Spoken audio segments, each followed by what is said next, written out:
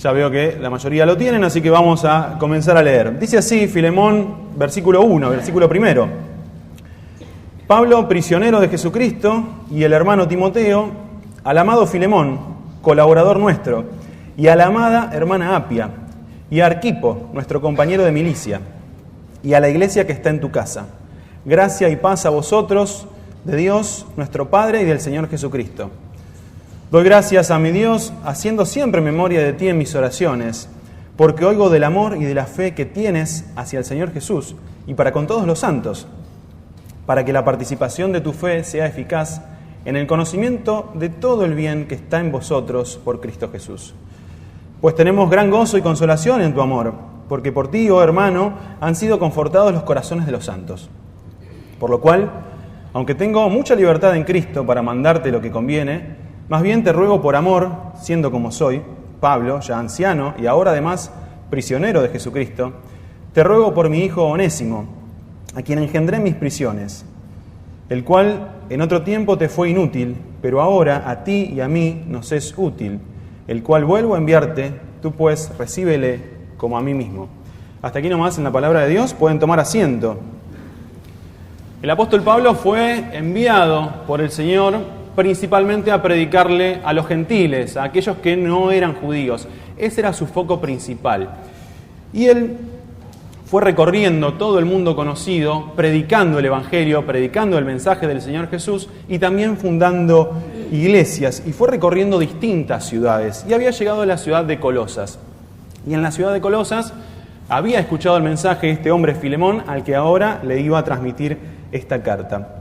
Pablo estaba en permanente contacto con las iglesias, ¿sí? No es como ahora que es mucho más simple, donde podemos enviar un WhatsApp, donde podemos ver algunos videos y demás, sino que en ese momento tenía que enviar cartas, y las cartas demoraban un tiempo.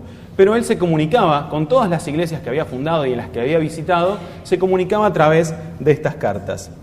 Y a través de estas cartas él hacía recomendaciones, exhortaba, corregía, animaba también a los hermanos que estaban en las distintas iglesias. Y podemos dividir las cartas del apóstol Pablo en dos grandes bloques. En primer lugar, las cartas a las iglesias, ¿sí? Y en el segundo lugar, las cartas personales. La carta a Filemón es una carta personal, es una carta a una persona, a un hermano en particular. Y de las cartas personales que hace el apóstol Pablo, la carta a Filemón es la única que es de carácter privado, ¿sí? Las otras, la de Timoteo y la de Tito, les va a hablar para que puedan ordenar y acomodar algunas cuestiones en las iglesias. Pero en este caso, la carta a Filemón es algo que es absolutamente privado. Y es la única carta del apóstol Pablo que sobrevivió en el tiempo, que trata sobre una cuestión privada. Es, en definitiva, la comunicación de un hermano con otro hermano, intercediendo por un tercer hermano. Y Pablo dice, que nos cuenta acá en la carta, que escribe justamente estando preso. Se cree que estaba preso en la ciudad de Roma. Y el motivo por el que escribe esta carta es para interceder por Onésimo. ¿Quién es este hombre o quién fue este hombre Onésimo? Bueno, era un joven esclavo que se había escapado de la casa de Filemón. Filemón era un gentil, o sea, un hombre no judío, que vivía, justamente lo que decíamos al principio, en la ciudad de Colosas, y él había aceptado al Señor Jesús después de un mensaje que había escuchado del apóstol Pablo en su visita a la ciudad de Colosas.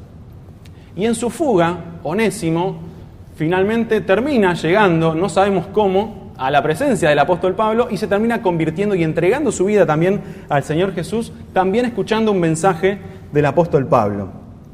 Y pasa a ser un colaborador de él. ¿Sí? Pasa a colaborar con el apóstol en todo su ministerio.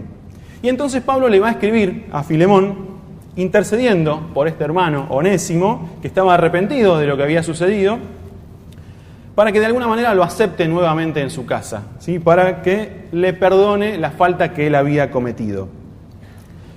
Y él le va a decir a Onésimo en el versículo 4, dice: siempre doy gracias a mi Dios al acordarme de ti en mis oraciones, porque he tenido noticias del amor y la fe que tienes para con el Señor Jesús y para con todos los que pertenecen al pueblo santo. En la cárcel Pablo siempre va a establecer y va a fortalecer vínculos con el afuera. Si él va a agradecer, en este caso a Filemón, por toda su tarea que él estaba haciendo. Él recibía y él tenía una iglesia en su propia casa, ¿sí? Entonces Filemón era un hombre de gran bendición para su ciudad y él va a agradecer por esto. Y estando preso, el apóstol Pablo permanentemente va a animar a otros cristianos para que sigan colaborando con la causa. De alguna manera también Pablo recibe el ánimo al ver que Filemón, un hombre consagrado a Dios, estaba haciendo su tarea como corresponde. Y él dice que es animado por esto, por esta situación. Y digo, también la vida del apóstol Pablo era de gran ejemplo y de gran ánimo para los demás.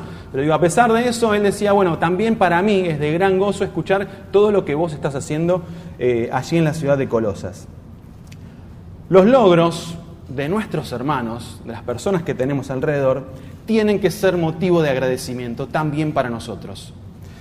Vivimos, un poco el pastor lo mencionaba recién cuando hacíamos la presentación de Antonio, vivimos en un mundo individualista, en donde solamente importan mis logros personales, mis logros propios, en donde le restamos importancia de alguna manera a los logros de las personas que tenemos alrededor, de las personas que tenemos al lado. Y a veces hasta podemos incluso expresar un tanto de desprecio por esos logros. Muchas veces por omisión, digo, simplemente no me importa lo que le pasa al otro, entonces directamente ni siquiera pienso en lo que le pasa a los demás. Entonces, si el otro hermano veo que crece, que tiene alguna cuestión de crecimiento espiritual o económico o de trabajo o laboral o familiar, pasa. No digo nada, no agradezco, ni me acerco al hermano. Puede pasar por omisión. Pero incluso un tanto peor, puede ser incluso un desprecio explícito que podemos llegar a hacer, y lo despreciamos abiertamente. No, esta persona consiguió tal cosa porque no sabes cómo lo hizo, ¿no? Porque no sabes de qué manera llegó a conseguir este logro. Y esto también es algo que puede pasarnos y que podemos sentir. Y no nos damos cuenta que los logros del otro también me permiten crecer a mí mismo. Siempre estamos mirando lo que nos falta. Y esto es algo que como país nos pasa, mirar siempre lo que nos falta. No tengo esto, no tengo lo otro, no alcancé tal meta. Y aquel tiene esto otro, lo pudo conseguir, este pudo lograr tal cosa. Y no nos damos cuenta que sin envidia, sin rencores, sin comparaciones, de alguna forma Dios puede transformar los logros ajenos en logros personales, en logros propios. ¿Y cómo es esto? ¿Me pueden llegar a preguntar ustedes? Bueno, cuando podemos reconocer y agradecer los logros que van obteniendo nuestros hermanos, de alguna forma le estoy ganando a la envidia, le estoy ganando al propio rencor que yo puedo sentir. Y de esta forma estoy transformando ese logro de mi hermano también en un logro personal, en algo que me puede hacer crecer espiritualmente a mí. Qué bueno sería, como dice el apóstol Pablo en el versículo 7, que todos nosotros podamos decir lo siguiente: estoy muy contento y animado por tu amor, ya que tú, hermano, has llenado de consuelo el corazón de los que pertenecen al pueblo santo. Alegrarse entonces por el crecimiento de mi hermano es clave para mantener la comunión de la iglesia.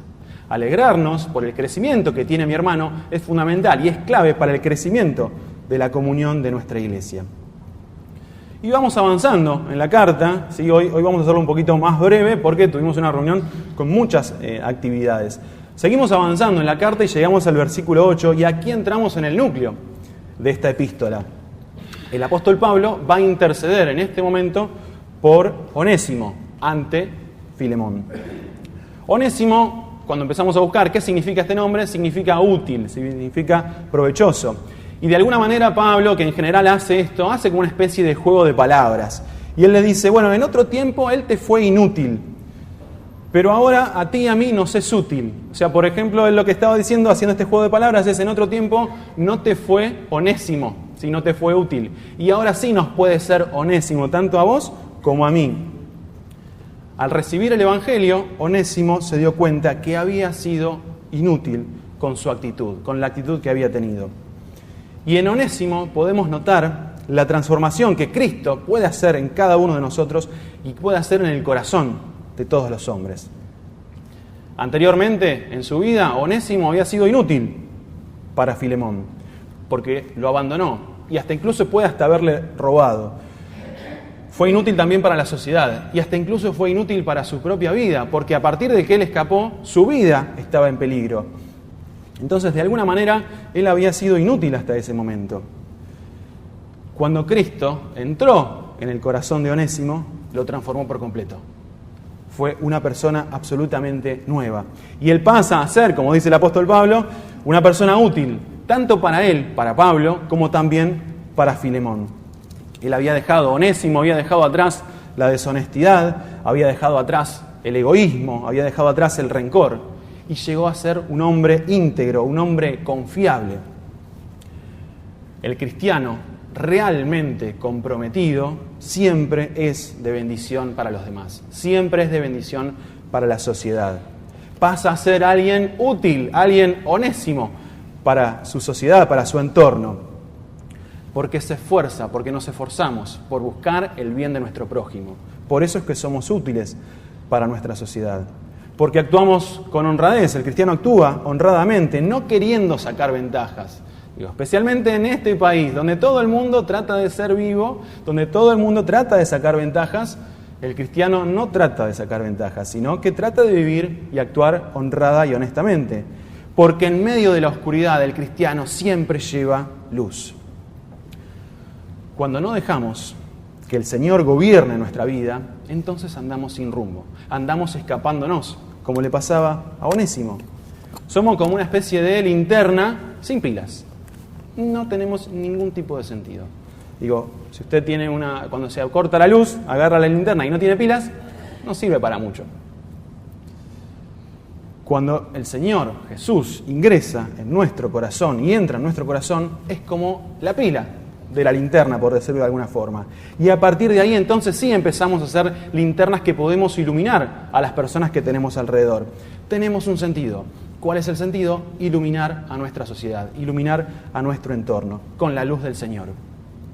Ahora, ¿de qué manera podemos hacer esto? ¿Cómo podemos iluminar en esta sociedad que está a oscuras? Digo, bueno, podemos diferenciarlo en dos lugares, en dos ámbitos. Digo, dentro de la iglesia podemos iluminar sirviendo al Señor, sirviendo a nuestros hermanos, buscando el bien de mi hermano, alegrándome cuando el otro hermano me trae una buena noticia, preocupándome por su vida. Hoy no vino a la reunión, lo llamo por teléfono y le pregunto, ¿qué te pasó? ¿Cómo estás? Preocupándome por él.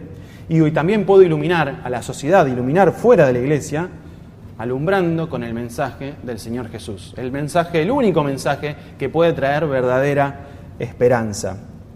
También teniendo buen testimonio, siendo distintos, siendo diferentes. Onésimo marcaba con su testimonio que había sido distinto, que había cambiado, que algo lo había transformado. Y eso se notaba, y eso se veía en el exterior. Toda esa transformación interior se veía en su exterior. Con nuestra vida tiene que pasar exactamente lo mismo. Sigamos entonces, hermanos y amigos, el ejemplo de Onésimo.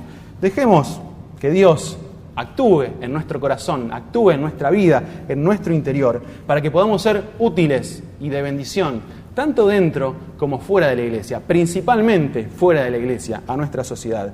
Ese es el objetivo que tenemos que tener como cristianos. Poder seguir el ejemplo de Onésimo. Ser personas transformadas, completamente diferentes a lo que éramos antes de conocer al Señor. Y poder iluminar a nuestra sociedad que está en permanente oscuridad. Y avanzando un poco más en la carta, Pablo le va a decir a Filemón, porque quizá para esto se apartó de ti algún tiempo, Onésimo, claro, ¿no?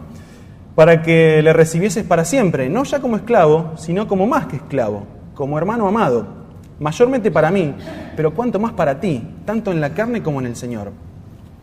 Pablo, el apóstol Pablo, de alguna forma está proponiendo una comprensión completa de lo que sucede, una búsqueda de sentido. Está tratando de entender esta historia, está tratando de buscar ese sentido. Lo malo que había pasado justamente en el pasado, podía quedar atrás y Cristo lo había transformado y podía llegar a un buen final. La historia entonces de Filemón y de Onésimo por sí misma no tiene mucho sentido en sí. Digo, es un esclavo que se escapa, un amo que queda con rencor o resentido por esa falta y todo habría terminado allí. Es una historia más, digo, de la antigüedad, digo, debe haber habido un montón de historias de esta índole. Pero el sentido de esta historia lo pone el amor del Señor. Vemos a Dios obrando de manera maravillosa en esta historia. Filemón se convierte escuchando el Evangelio por medio del apóstol Pablo en Colosas.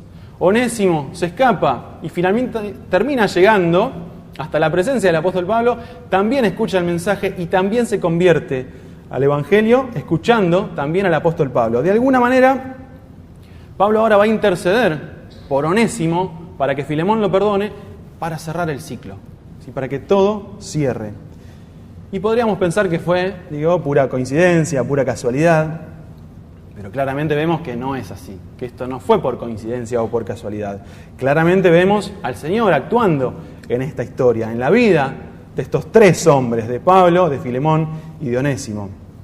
Y cómo de a poquito las piezas se van acomodando para poder llegar a este momento, para que todo tenga un sentido, para que no sea una historia más. Cuando Cristo aparece en el medio, la historia no se transforma en una historia más. La historia es una historia completamente diferente y siempre tiene sentido. Porque Onésimo se escapa como un esclavo fugitivo, pero volvió como un hermano en Cristo. A veces pasan cosas en nuestra vida, cosas que no entendemos, que no comprendemos, situaciones que quizá nos pueden doler, situaciones adversas en nuestra vida que no le encontramos explicación. Bueno, poder ver a Dios obrando en nuestra vida, aún en medio de esas situaciones complejas y adversas, es una señal de madurez espiritual. Qué bueno entonces, hermanos y amigos, es poder confiar en este Dios que nos ama, que podemos ver a través de esta historia, un Dios que realmente nos ama y que quiere lo mejor para cada uno de nosotros, que llena siempre nuestro corazón, que nos da esperanza siempre a nuestra vida y que de alguna forma siempre termina dándole sentido a nuestra existencia, sentido a nuestra vida. Qué hermoso es poder confiar en este Dios que cambia y transforma nuestra vida por completo. Y ya para ir finalizando, en esta historia vemos a Dios obrando en el corazón de los hombres. En primer lugar, años atrás había obrado en el corazón del apóstol Pablo, un perseguidor de la iglesia que se había transformado y ahora había fundado muchas iglesias y habían llegado muchos hombres a través de él al Señor Jesús. Había transformado también a Filemón, había escuchado el mensaje y se había transformado su vida. Y principalmente había transformado a Onésimo. Y había pasado de ser un siervo inútil, fugitivo, sin esperanza, que se estaba escapando de su realidad, a ser de gran ayuda para el apóstol Pablo y después, más adelante, también para Filemón. Onésimo, en algún momento de su vida, cuando escucha el mensaje de salvación, aceptó que era pecador y se arrepintió. Se dio cuenta que el camino por el que estaba andando no lo conducía a ningún lado y se dejó transformar su vida. Él no podía transformar su vida, no podía cambiar su realidad, pero él abrió su corazón para que el Señor sí transformara su realidad para siempre. Su nueva forma de pensar hizo que finalmente ya no buscara escapar de la realidad, no buscara tratar de huir de la realidad, sino que ahora podía comenzar un camino nuevo. Cuando el Señor entra entonces en nuestro corazón, nos transforma completamente, como pasó con Onésimo. Cuando llega a nuestra vida, nos transforma completamente, transforma nuestro corazón, cambia nuestra manera de pensar y entonces después se transforma nuestra manera de vivir.